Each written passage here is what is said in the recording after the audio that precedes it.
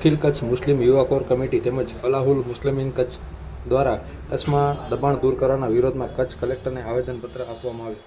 કચ્છમાં કેટલાક સમયથી ગુજરાત સરકાર દ્વારા આરોપીઓના યાદી બનાવી જાહેરાત કરવામાં આવ્યા બાદ કચ્છ જિલ્લા પોલીસ પ્રશાસન દ્વારા આવા આરોપીઓની યાદી બનાવીને મામલતદાર અને નગરપાલિકા તેમજ પીજીવીસીએલને આપવામાં આવે છે.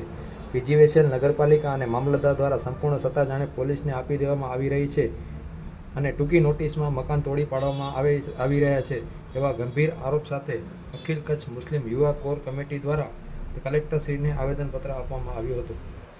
આજરોજ રાષ્ટ્રીય દલિત અધિકાર મંચ મુસ્લિમ યુવા કોર કમિટી ફલાહુલ મુસ્લિમીનના નેજા હેઠળ નાનકડી જાહેરાતો આપી અને દિન દુખિયાઓ અને જેના ઉપર આ ગેરકાયદેસર બાંધકામની વાત છે અને ગેરકાયદેસર રીતે કાનૂન લગાવી અને જે તોડવાની વાતો હતી તેના માટે આજે અમે કલેક્ટર સાહેબને રૂબરૂ મળી આવેદનપત્ર પણ આપ્યું છે અને સાહેબને કીધું છે જો તેને અટકાવવામાં નહીં આવે તો ગાંધી ચિંધ્યા માર્ગે રોડ રસ્તા ઉપર પણ ઉતરશું. કારણ કે આ પૂંજીપતિ નથી, આ ઓલરેડી તમે એને રોડ ઉપર લઈ આવો છો તો અમને રોડ ઉપર આવવામાં ક્યાં વાંધો છે કરીને.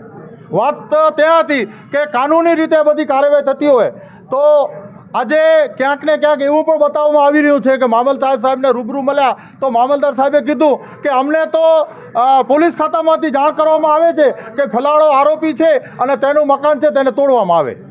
ભાઈ, ફલાણો મકાન છે, ફલાણો તોડો, કાયદો કાનૂન કાંઈ છે કે નહીં, કોર્ટ કચેરી કાંઈક છે કે નહીં. અને બીજી વાત કે જ્યારે તમે એ નીતિ અપનાવો છો તો પછી કચ્છ જિલ્લાની અંદર છેલ્લા 12 મહિનામાં કેટલા બુટલેગરોને તમે પાસામાં મોકલ્યા અને તેના ઉપર કેટલા ઉપર તમે બુલડોઝર ચલાવ્યું. કારણ કે ચોરી ચપટીવાળો કે નાનો મોટો ગુનેગાર કોઈ એક બે ઘરને હેરાન પરેશાન કરતો છે પણ દારૂના ધંધાર્થીઓ આખા સમાજને વીકી નાખે છે. તેના ઉપર કેમ તમે બુલડોઝર નથી ચલાવતા? વાત ત્યાં છે કે બુલડોઝર ચલાવવાની તમારી કોઈ કાનૂની રીતે કાર્યવાહી નથી. તમે ફક્ત ને ફક્ત રોજગાર આપી નથી શકતા પણ રોજગાર કરી રહ્યા છે તેનો રોજગાર છીનવવાની કોશિશ કરી રહ્યા છો. તમે જો ગરીબ માણસોને રોડ ઉપર લાવશો તો અમે ન છૂટકે ગાંધી ચિંધ્યા માર્ગે રોડ ઉપર આવશું અને તેમાં તમામ જવાબદારીઓ તંત્રની, પોલીસ તંત્રની રહેશે. માટે મહેરબાની કરી અને આ ગેરકાયદેસરના નામે તમે ગેરકાયદેસર કાનૂન લઈ અને જે બાંધકામ તોડી રહ્યા છો તેને અટકાવો. 42-43 ડિગ્રી જ્યારે ગરમી થતી હોય અને તેમાં એક અપાપ ગરીબ અંધ અપંગને તમે રોડ પર લાવો તે કેટલા હદે વ્યાજબી છે, જેને કુદરતે પણ સહન નથી કર્યું. અને છેલ્લા 2 દિવસ પહેલાં કુદરતે તમને ચેલેન્જ આપી છે રાતના 11:30 વાગે તમે જો કોઈ ગરીબ માણસોના મકાન તોડતો તો મને એક આંચકું આપી અને તમારા બધાના મકાનો તોડવામાં 1 મિનિટ પણ નહીં લાગે. માટે તંત્રને વિનંતી કરે છે, અમારો ન સાંભળો તો કાંઈ નહીં, તમે કુદરતનો સાંભળો. કારણ કે કુદરતમાં તમને ચેલેન્જ કર્યું છે 2 દિવસ પહેલાં. માટે મહેરબાની કરી આવો ખોટો કાનૂન, ખોટો કાયદો લઈ અને તમે ગરીબ માણસોને હેરાન પરેશાન ન કરો તેવું કલેક્ટર સાહેબને પણ કીધું છે.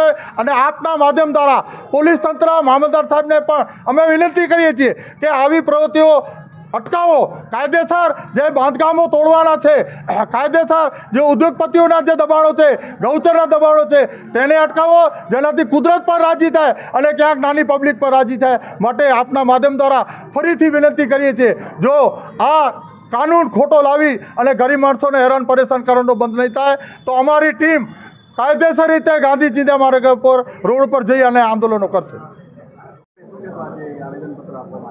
આજરોજ રાષ્ટ્રીય દલિત અધિકાર મંચ તેમજ મુસ્લિમ યુવા કોર કમિટી સાથે અન્ય વિવિધ સંગઠનો દ્વારા આજે જે ઘણા સમયથી કચ્છભરમાં ડિમોલેશનની પ્રક્રિયા ચાલુ છે એના વિરોધના પગલે કચ્છ કલેક્ટર શ્રી સાહેબને મુલાકાત કરી અને રજૂઆત કરવામાં આવી હતી, જેમાં સ્પષ્ટપણે કલેક્ટર સાહેબશ્રીને જણાવવામાં આવ્યું છે કે સાહેબ, આપના દ્વારા જે મામલદારશ્રીઓને મળી અને જે નોટિસ પાઠવવામાં આવી રહી છે, જે નોટિસ યોગ્યપણે છે નહીં. કારણ કે એનામાં નામદાર સુપ્રીમ કોર્ટની જે ગાઈડલાઇન છે એને અનુસરવામાં આવતી નથી. તેના વિવિધ મુદ્દાઓ છે જેને ચોક્કસપણે અવમાનના કરવામાં આવી રહી છે. એટલે અમે એ નોટિસનો ચોક્કસપણે વિરોધ કરીએ છીએ. સાથે 48 કલાકમાં કોઈના દબાણે નોટિસ આપી અને તોડવાનું કાર્ય એ ગેરવ્યાજબી છે.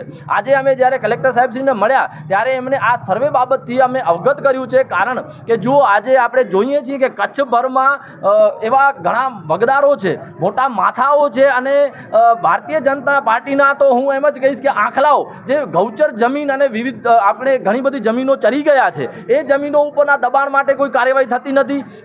શહેરોમાં જે મસમોટા દબાણો કરવામાં આવ્યા છે તેના પર પણ કોઈ કામગીરી થતી નથી. એટલે આ કામગીરી ચોક્કસપણે પૂર્વગ્રહવાળી થઈ રહી છે, જે અમે ચોક્કસ જાણી રહ્યા છીએ. એટલે આજે કલેક્ટર સાહેબને અમે એ જ જણાવ્યું છે કે તમે જો જે કામગીરી કરી રહ્યા છો, દબાણો હટે એનામાં અમે પણ માનીએ છીએ કે ગુજરાત સરકારની જો જમીનો હોય તો એના પર દબાણ હટવું જોઈએ, અમે ના નથી કરતા. પણ તમે ફક્ત ગરીબો જે આજે એમના પાસે આશ્રય સ્થાન નથી અને આવી કાળઝાળ ગરમીમાં જો એનો મકાન તૂટી પડે તો તેને રહેવા માટે કોઈ જગ્યા નથી, અને જે રોજનું કમાઈ ખાનારા અને ગુજરાન ચલાવનારા ધંધાર્થીઓ ઉપર જ ત્રાટકશો, એના ઉપર તમે તેવર બતાવી રહ્યા છો.